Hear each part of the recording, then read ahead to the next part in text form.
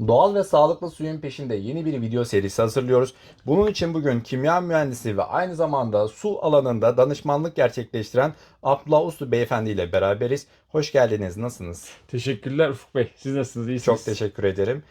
Bugün açıkçası bir video serisi halinde ilerlerken bu bölümü tanıtım olarak gerçekleştirmek istiyorum. Bunun için de öncelikle sizi tanımak istiyoruz.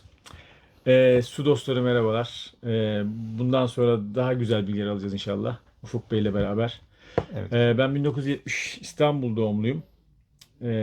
İlk ve orta öğrenimi İstanbul Aksaray'da, Oruç Gazi'de tamamladıktan sonra Perteminal Lisesi'ni bitirdim.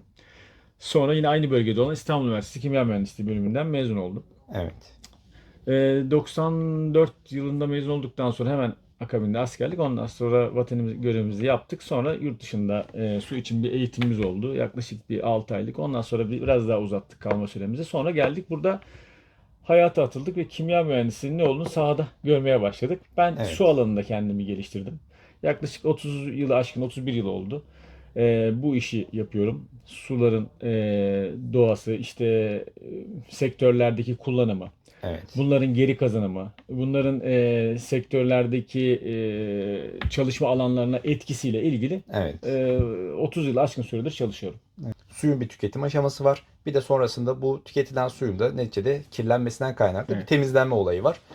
Ağırlıklı olarak sektör olarak sanırım buralarda çalışmışsınız hocam. Doğru, doğru. Evet, özellikle sektörlerde kullanılan son zamanlarda tabii biz daha çok ilk başta su kimyasını öğrenirken bunun daha çok sektöre verdiği zararlar işte Evet, korozyonda kireçti konusunda çalışmaya başlarken ondan sonra baktık ki ya bu suyun geri kazanımı bizim için çok daha önemli. evet, Hatta yani hani keşke sorsalar insanlara soruyorlar evet, da gerçi yani gereksiz bir laf kullandım ama hani evet, sorduğunuz zaman Türkiye'nin en büyük problemi ne diye hani evet, bundan 25-30 sene önce insanlar yani bizim çalıştığımız bölgelerde bol suyu olan yerlerde şu anda su sıkıntıları var. aynen, Yani ben ne ekonomi derdim ne eğitim derdim. Şu anda evet, bizim en büyük problemlerimizden bir tanesi su. Biz evet. suyu halletmemiz lazım ülke olarak. Yani Ufuk Bey. haberlerde de zaten bunun için sürekli bizim için de bir farkındalık olması açısından görüyoruz, izliyoruz. Özellikle son zamanlarda yapay zekanın da çok fazla su kullandığı ve buna bağlı özellikle su kıtlığının yaşanmaya başlandığı bu günlerde de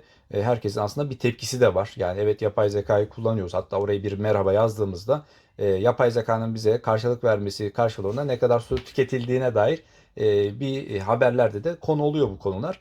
Tabii ki bu noktada sizin de birçok çözüm öneriniz vardır. Zaten yapacağımız video serilerinde bunları da konuşacağız. Bunun öncesinde ağırlıklı olarak içme suyu konusunda detaylı olarak bir değerlerine nasıl bakacağız?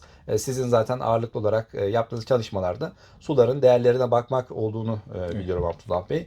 Bunun dışında işte yağmur suyu konusunda doğal kaynak suları, aynı zamanda halkın en çok tükettiği arıtma ve şişe suları bu konular hakkında detaylı olarak biraz sonraki yapacağımız çekimlerde de bunları bu şekilde program program herkese aktarmayı düşünüyoruz.